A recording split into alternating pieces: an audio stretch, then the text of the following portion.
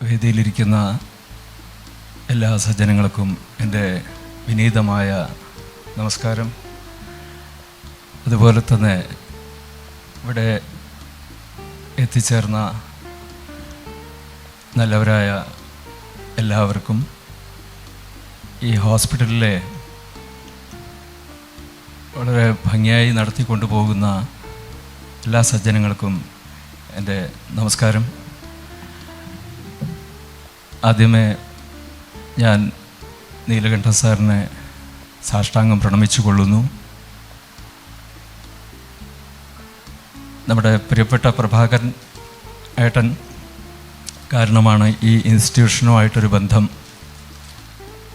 അന്നു മുതലേ ഒരു മുത്തച്ഛനായിട്ടോ വലിയച്ഛനായിട്ടോ ഒക്കെ കണ്ടിരുന്ന അദ്ദേഹം എപ്പോഴും ഇടയ്ക്കിടയ്ക്ക് വരുമ്പോൾ അദ്ദേഹത്തെ ഈ വരാന്തയിൽ ഒരു നിറപുഞ്ചിരിയോട് കൂടിയിട്ട് കാണാൻ സാധിക്കുന്നതെന്ന് വലിയൊരു മനസ്സിന് ഒരു കുളിർമയേകുന്ന അല്ലെങ്കിൽ ഒരു പ്രതീക്ഷയേകുന്ന ഒരു സംഭവമായിരുന്നു എൻ്റെ ജീവിതത്തിൽ.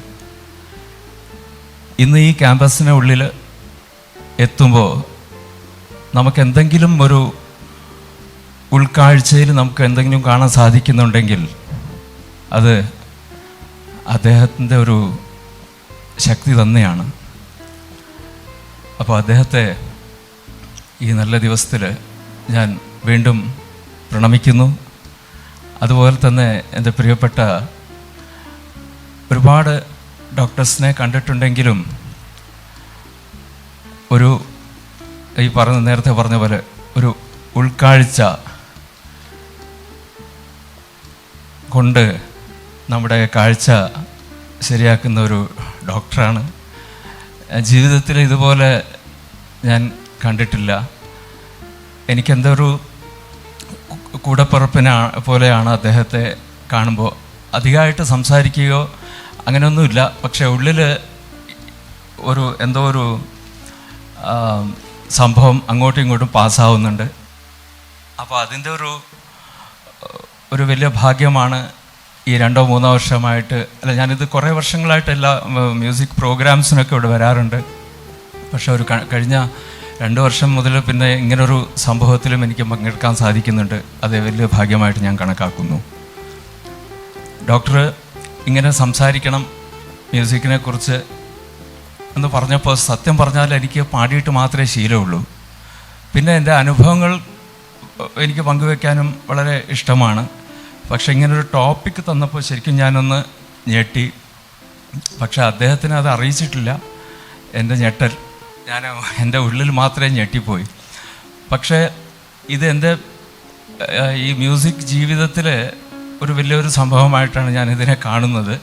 പക്ഷെ അത് എത്രത്തോളം നിങ്ങളിലേക്ക് എനിക്ക് എത്തിക്കാൻ സാധിക്കും എന്നുള്ളത് എനിക്കറിയില്ല. എന്നാൽ പോലും ഞാനെന്ത് ശ്രമിക്കാം. ഇതിൽ എക്സ്പീരിയൻസ് ഷെയർ ചെയ്യുന്ന പോലെ അത്രയ്ക്കൊരു എക്സ്പീരിയൻസ് ഈ കാര്യത്തിൽ ഒരു ടോപ്പിക്കിൽ എനിക്കില്ലാത്തത് കൊണ്ട് ഞാനിതിനെ എഴുതി കൊണ്ടുവന്നിട്ടുണ്ട്. അത് ഞാൻ നിങ്ങളുടെ മുമ്പിൽ അവതരിപ്പിക്കാം. എല്ലാവരും അനുഗ്രഹിക്കണം. ഇപ്പോൾ നേരത്തെ സാറ് സംസാരിച്ച പോലെ സഹാനുഭൂതിയും കരുണയും പ്രകടിപ്പിക്കുകയും ഉണർത്തുകയും ചെയ്യുന്ന കലയായി സംഗീതം എന്നുള്ളൊരു വിഷയമാണ്. സംഗീതം ഇത് കേവലം സ്വരങ്ങളുടെ കൂട്ടായ്മ മാത്രമല്ല, അത് മനുഷ്യഹൃദയത്തിൻ്റെ ഭാഷയും ആത്മാവിൻ്റെ നാദവും കൂടിയാണ്. മനുഷ്യൻ സംസാരിക്കാൻ തുടങ്ങുന്നതിന് മുമ്പ് തന്നെ നാദത്തെ അനുഭവിച്ചുണ്ടായിരുന്നു. അമ്മ ശിശുവിനെ ഉറക്കുമ്പോൾ അത് ചിലപ്പോൾ മൂളിപ്പാട്ടായിരിക്കും, ചിലപ്പോൾ താരാട്ട് പാട്ടായിരിക്കും. പണ്ടൊക്കെ മൂളിപ്പാട്ട് തന്നെയായിരുന്നു. അതുപോലെ ഒരു കാറ്റ് വീശുമ്പോൾ അതിൽ നിന്നും കിട്ടുന്ന ശബ്ദം, പക്ഷികൾ കരയുമ്പോൾ അതിൽ നിന്നും കിട്ടുന്ന ശബ്ദം, ഇവയൊക്കെയാണ് മനുഷ്യൻ ആദ്യം കേട്ട ഒരു സംഗീതം. ഇവയ്ക്ക് വാക്കുകളൊന്നുമില്ലെങ്കിലും അതിലൊരു ഭാവമുണ്ട്. നമുക്കറിയാം, ഒരു പശു ഒരു സന്തോഷമായിട്ട് കരയുമ്പോൾ അത് നമുക്ക് തിരിച്ചറിയാൻ സാധിക്കുന്നുണ്ട്. എന്തെങ്കിലും ഭയമായിട്ട് കരയുമ്പോൾ അതും നമുക്ക് തിരിച്ചറിയാൻ സാധിക്കുന്നു. ഈ ഭാവം ഹൃദയത്തെ നേരിട്ട് സ്പർശിക്കുന്ന ഒന്നാണ്. സംഗീതം എന്നത് ചെവി കൊണ്ട് കേൾക്കുന്ന ശബ്ദം മാത്രമല്ല, മനസ്സിലൂടെ അനുഭവിക്കേണ്ട സ്പന്ദനമാണ് അത് നമ്മുടെ ആത്മാവിൽ ആഴങ്ങളിൽ തൊട്ടുണർത്തുന്ന ഒരു തരംഗവും കൂടിയാണ്. മൃദുവായ സംഗീതം, വാദ്യോപകരണത്തിൻ്റെ സ്വരം, മഴത്തുള്ളികൾ വീഴുമ്പോൾ ഉണ്ടാകുന്ന നാദം, ഇവയെല്ലാം മനസ്സിൽ പറയാനാവാത്ത ഒരു സമാധാനം സൃഷ്ടിക്കുന്നു. അതാണ് സംഗീതത്തിൻ്റെ ഒരു അത്ഭുതം. വാക്കുകളേക്കാൾ ആഴത്തിൽ സ്പർശിക്കുന്ന ശക്തി സംഗീതത്തിനുണ്ട്. അത് ഞാൻ പലപ്പോഴും ഒരുപാട് കാര്യങ്ങൾ മനസ്സിൽ വരുമ്പോൾ, ദുഃഖങ്ങളാണെങ്കിലും സന്തോഷമാണെങ്കിലും, അത് ഞാൻ പൊതുവെ എൻ്റെ സംഗീതത്തിലൂടെയാണ് എനിക്കത് കൃത്യമായിട്ട് ജനങ്ങളിലേക്ക് എത്തിക്കാൻ പറ്റുന്നത്. ഒരുപാട് വേദികളിൽ അങ്ങനെയുള്ള അനുഭവം എനിക്ക് ഉണ്ടായിട്ടുണ്ട്. വാക്കുകൾ, ചിന്തകൾ പങ്കിടാൻ ഉപയോഗിക്കാം, എന്നാൽ സംഗീതം ഭാവങ്ങൾ പങ്കിടുന്നു. വാക്കുകളുടെ അർത്ഥം ഭാഷമാറ്റം കൊണ്ട് മാറാം, എന്നാൽ നാദത്തിൻ്റെ അർത്ഥം എല്ലായിടത്തും ഒരുപോലെ തന്നെ. ദുഃഖം നിറഞ്ഞ സ്വരം കേട്ടാൽ എല്ലാവർക്കും ദുഃഖം തോന്നും. സന്തോഷഭരിതമായ ഒരു സ്വരം കേട്ടാൽ എല്ലാവരും സന്തോഷിക്കും. നമുക്കറിയാലോ, റേഡിയോയിലൊക്കെ നമ്മൾ ആരെങ്കിലും മരിച്ചു കഴിഞ്ഞാൽ ഒരു ഇത് കേൾക്കാൻ സാധിക്കും. അത് കേട്ടാൽ തന്നെ നമുക്ക് തോന്നും, ഓ എന്തോ സംഭവിച്ചിട്ടുണ്ട് എന്നുള്ളത്. ഇപ്പോൾ ഒരു ഡാൻസ് കളിക്കുകയാണെങ്കിൽ, ഒരു സിനിമയിലൊക്കെ നമ്മൾ ശ്രദ്ധിച്ചാൽ നമുക്ക് കൃത്യമായിട്ട് അത് മനസ്സിലാക്കാൻ സാധിക്കും. നമ്മൾ എന്ത് വാക്കുകൊണ്ട് നമ്മൾ സംസാരിച്ചാലും ആ ദുഃഖം അല്ലെങ്കിൽ ആ സന്തോഷം കൃത്യമായിട്ട് നമ്മുടെ ഹൃദയത്തിലേക്കോ അല്ലെങ്കിൽ മനസ്സിലേക്കോ എത്തിക്കണമെങ്കിൽ അവിടെ മ്യൂസിക് തന്നെയാണ് വേണ്ടത്. വിതൗട്ട് മ്യൂസിക് ഒരു സിനിമ നമുക്ക് കണ്ടാൽ എത്രത്തോളം സഹിക്കും എന്നുള്ളത് എനിക്കറിയില്ല, അല്ലെങ്കിൽ ഒരു ഡാൻസ് എന്തായാലും. അതിനാൽ സംഗീതം വിനോദത്തിന് മാത്രമല്ല, അത് മനസ്സിനെ മൃദുവാക്കുന്ന ശക്തിയുമാണ്, സഹാനുഭൂതി ഉണർത്തുന്ന ശക്തിയുമാണ്, കരുണയെ ജീവിപ്പിക്കുന്ന ശക്തിയും കൂടിയാണത്. നാദത്തിൽ ലയിക്കുമ്പോൾ ഞാൻ എന്ന അഹങ്കാരം അലിഞ്ഞു പോകുന്നു. അവിടെ ശേഷിക്കുന്നത് നിർമ്മലമായ ഭാവം. അതാണ് കരുണ എന്ന് പറയുന്നത്. സംഗീതം നമ്മളിലെ സ്നേഹസ്പന്ദനങ്ങളെ ഉണർത്തുന്നു. അത് പറയുന്നു, നീ ഒറ്റയ്ക്കല്ല, മറ്റുള്ളവരും നിന്നെപ്പോലെ തന്നെയാണ് അനുഭവിക്കുന്നതെന്ന്.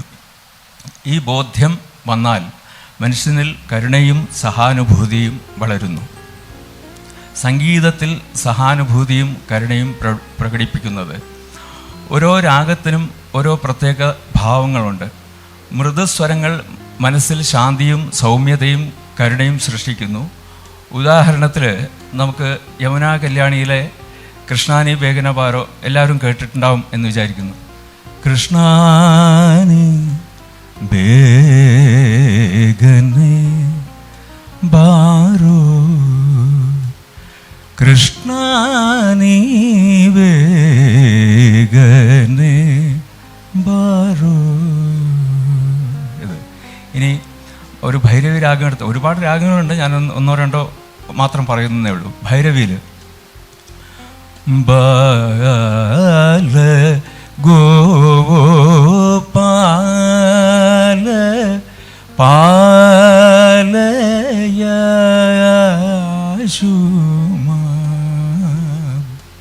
ഒരു വല്ലാത്തൊരു ഭാവം തന്നെയാണ്. മനസ്സിൻ്റെ ആഴത്തിലുള്ള അവ്യക്തതയും മൃദുവായ ദുഃഖവും ഉണർത്തുന്ന ഈ രാഗങ്ങളൊക്കെ ഉണർത്തുന്നു. അതുപോലെ മോഹനം നിങ്ങൾ കേട്ടിട്ടുണ്ടാവും, വളരെ പ്രസിദ്ധമായ ഒരു രാഗമാണ്. അതും ജനകീയമായിട്ടുള്ള രാഗം കൂടിയാണ്. കളിവീടുറങ്ങിയല്ലോ കളിവാക്കുറങ്ങിയല്ലോ, കേട്ടിട്ടില്ലേ? സ്വാഗതം കൃഷ്ണ ശരണാഗതം കൃഷ്ണ. ഇത് പ്രകാശം പോലെ തെളിഞ്ഞ് നിർദോഷഭാവം പ്രകടിപ്പിക്കുന്നു ഈ രാഗം. ഇവയൊക്കെ കരുണയും കരുണയുടെ നാദം ഉണർത്തുന്നു. കലാകാരൻ പാടുമ്പോൾ, വാദ്യം വായിക്കുമ്പോൾ അവൻ്റെ മനസ്സ് ശുദ്ധമായിരിക്കണം എന്നാണ്. ആ ശുദ്ധതയിൽ നിന്നും പുറപ്പെടുന്ന നാദം ശ്രോതാവിൻ്റെ ഹൃദയത്തിലും അതേ ശുദ്ധത ഉണർത്തും. ഇവിടെ നടക്കുന്ന ഒരു പ്രവൃത്തി എന്ന് പറയുന്നത്, പാടുന്ന ആൾക്ക് എന്ന് വെച്ചാൽ ഇതിൽ മുഖ്യമായിട്ട് കേൾക്കുന്ന ആൾക്കാർക്കും സംഗീത ഇഷ്ടമായിരിക്കണം. ഇഷ്ടമല്ലാത്ത ആൾക്കാർ വന്നിരുന്നിട്ട് കാര്യമില്ല. ഇഷ്ടമുള്ള ആൾക്കാർക്ക്, പൊതുവെ പാടുന്ന ആൾക്ക് ഉണ്ടാകുന്ന അതേ ഒരു സന്തോഷം കേൾക്കുന്ന ആൾക്കും ഉണ്ടാവും. ഇത് എനിക്ക് തോന്നുന്നു ഇതിൽ മാത്രമേ, ഈ സംഗീതത്തിൽ മാത്രമേ നടക്കുന്ന ഒരു പ്രക്രിയ ആയിരിക്കും എന്നാണ്. അവിടെ തുടങ്ങുന്ന ഭാവങ്ങളുടെ സംവഹനം വാക്കുകളില്ലാതെ, അകലം ഇല്ലാതെയാണ് നടക്കുന്നത്. സഹാനുഭൂതി എന്നത് മറ്റുള്ളവരുടെ ഭാവങ്ങളെ മനസ്സിൽ വരയ്ക്കുകയും അതിനെ അനുഭവിക്കുകയും ചെയ്യുന്ന ശേഷിയാണ് ഇതിനുള്ളത്. അധ്യയനങ്ങളും അനുഭവങ്ങളും കാണിക്കുന്നത് ഇതുകൊണ്ടൊക്കെ തന്നെയാണ്. സംഗീതം കേൾക്കുന്നവരിൽ സഹാനുഭൂതി വർദ്ധിക്കുന്നു. സംഗീതത്തിലൂടെ ജനങ്ങൾ മറ്റുള്ളവരുടെ സന്തോഷത്തെയും ദുഃഖത്തെയും പങ്കിടാൻ പഠിക്കുന്നു. അധ്യയനങ്ങൾ പറയുന്നത് സഹാനുഭൂതിശീലർ സംഗീതത്തിലെ ഭാവങ്ങളെ വളരെ കൃത്യതയോടെ മനസ്സിലാക്കുന്നു. അവർ നർമ്മയായ, ഭാവപൂർണമായ സംഗീതത്തെ ഇഷ്ടപ്പെടുന്നു. ശബ്ദ കോലാഹല ഭരിതമായതും ആക്രമണാത്മകമായ സംഗീതത്തിലുള്ള ആകർഷണം കുറവാണ്. അതായത് സംഗീതത്തിൻ്റെ സ്വഭാവം നമ്മുടെ ഹൃദയത്തിൻ്റെ സ്വഭാവത്തെയും രൂപപ്പെടുത്തുന്നു. മക്കളിൽ സഹാനുഭൂതി വളർത്തുന്ന സംഗീത വിദ്യാഭ്യാസം. ദീർഘകാലത്തെ സംഗീത പരിശീലനം കുട്ടികളുടെ സഹാനുഭൂതിയും സാമൂഹിക കൗശലങ്ങളും വർദ്ധിപ്പിക്കുന്നു. രാഗതാളത്തിൻ്റെ സൂക്ഷ്മതകൾ പഠിക്കുമ്പോൾ അവർ മറ്റുള്ളവരുടെ ഭാവങ്ങളോടും കൂടുതൽ സ്പന്ദനശീലരാകും. ശാസ്ത്രീയമായി നോക്കുമ്പോൾ സംഗീതം കേൾക്കുമ്പോൾ ഓക്സിറ്റോസിൻ, സെറോട്ടോണിൻ പോലുള്ള ഹോർമോണുകൾ സജീവമാകുന്നു എന്നാണ് ഗവേഷണത്തിലൊക്കെ കണ്ടുവന്നത്. ഇവ സ്നേഹം, വിശ്വാസം, ബന്ധങ്ങൾ എന്നിവ ഉറപ്പിക്കുന്നതിൽ പ്രധാന പങ്കുവഹിക്കുന്നു. നമ്മൾ സാധാരണ സ്കൂളിൽ കുട്ടികൾ ഒബീഡിയൻ്റായിട്ട് ഇരുന്നില്ലെങ്കിലും കൊച്ചുകുട്ടികളുടെ കാര്യങ്ങൾ ആണ് പറയുന്നത്. ഒരുപാട് ചെറിയ കുട്ടികൾ, ഒരു 5-6 വയസ്സുള്ള, അതിലും ചെറുതായിട്ടുള്ള കുട്ടികളൊക്കെ മ്യൂസിക് ക്ലാസ്സിൽ വന്നു കഴിയുമ്പോൾ അവരെന്തൊരു നല്ല രീതിയിലാണ് ഇരിക്കുന്നത്. ഒരു ബഹളമോ ഒന്നും കാണിക്കാതെ ആ ഒരു 1-1.5 മണിക്കൂർ, ഇതൊക്കെ അനുഭവത്തിലൂടെ പറയുന്ന കാര്യങ്ങളാണ്. എനിക്ക് തോന്നുന്നു സ്കൂളിൽ പോലും കൺട്രോൾ ചെയ്യാൻ പറ്റാത്ത കുട്ടികളെ അവിടെ കൊണ്ടെത്തിക്കഴിഞ്ഞാൽ വളരെ സംയമനം പാലിച്ചുകൊണ്ട് അവരത്രയും നേരം കൂടെ ഇരിക്കാറുണ്ട്, പാടാറുണ്ട്. അതൊക്കെ എനിക്കിങ്ങനെ ഒരു ടോപ്പിക്ക് കിട്ടിയത് കൊണ്ട് എനിക്ക് ശ്രദ്ധിക്കാൻ പറ്റിയെന്നേ ഉള്ളൂ. വലിയൊരു സംഭവമായിട്ടാണ് ഞാൻ ഇതിനെ കാണുന്നത്. പിന്നെ സംഗീതവും സമൂഹവും. ഇന്നത്തെ സമ്മർദ്ദങ്ങളും മത്സരവും സ്വാർത്ഥതയും നിറഞ്ഞ ലോകത്തിൽ മനുഷ്യനായി നിലനിർത്തുന്ന ശക്തിയാണ് ഈ സംഗീതത്തിനുള്ളത്. സംഗീതം നമ്മുടെ ഹൃദയത്തിലെ മൃദുത്വം ഉണർത്തുന്നു. അത് സമാധാനവും സ്നേഹവും പകരുന്നു. ഒന്നിച്ച് പാടുന്നത്, നൃത്തം ചെയ്യുന്നത്, ഭജനകളിലും കീർത്തനങ്ങളിലും പങ്കുചേരുന്നത് ഇവ കലാസൃഷ്ടികൾ മാത്രമല്ല അവ ആത്മീയതയുടെയും ഐക്യത്തിൻ്റെയും നാദങ്ങളാണ്. നമ്മൾ കണ്ടിട്ടുണ്ട് പല അമ്പലങ്ങളിലും ഭജന ഇപ്പോൾ വളരെ നിർബന്ധമാക്കിയിട്ടുണ്ട് എല്ലായിടങ്ങളിലും. പക്ഷെ അതിൽ നിന്നും ഒരു ഐക്യത കിട്ടുന്നത് ഒരു വലിയൊരു സംഭവമാണ്. ഇവിടെ വർഗം, ഭാഷ, വയസ്സ്, സ്ഥാനം എന്നിവ ഇല്ലാതാകുന്നു. ഇങ്ങനെ വരുമ്പോൾ ഒരേ നാദത്തിൽ മനസ്സുകൾ കലരുമ്പോൾ പരസ്പരം കരുണയും സഹാനുഭൂതിയും സമൂഹത്തിൽ പ്രതിധ്വനിക്കും. അതിനാൽ സംഗീതം വ്യക്തിയുടെ ഭാവന മാത്രമല്ല, ഒരു നല്ല സമൂഹത്തെ നിർമ്മിക്കാനും സ്ഥിതിയിൽ നിലനിർത്തുവാനും ഉപകരിക്കും. സംഗീതമില്ലാത്ത ഹൃദയം നിർജീവം തന്നെയാണ്. കരുണയില്ലാത്ത ജീവൻ അഥവാ ജീവിതം ഒരു കല്ലുപോലെയാണ്. സംഗീതത്തിലൂടെ കരുണ പ്രകടമായാൽ ജീവിതം സാർത്ഥകമാകും. അതിനാൽ സംഗീതത്തെ ഒരു കലയായി മാത്രം കാണാതെ അത് കരുണയുടെ ഉപാധിയായി അനുഭവിക്കാം. നമുക്കെല്ലാം നാദത്തിലൂടെ ഹൃദയങ്ങളെ ബന്ധിപ്പിക്കാം. കരുണയിലൂടെ മാനവികതയെ വികസിപ്പിക്കാം. നന്ദി, നമസ്കാരം.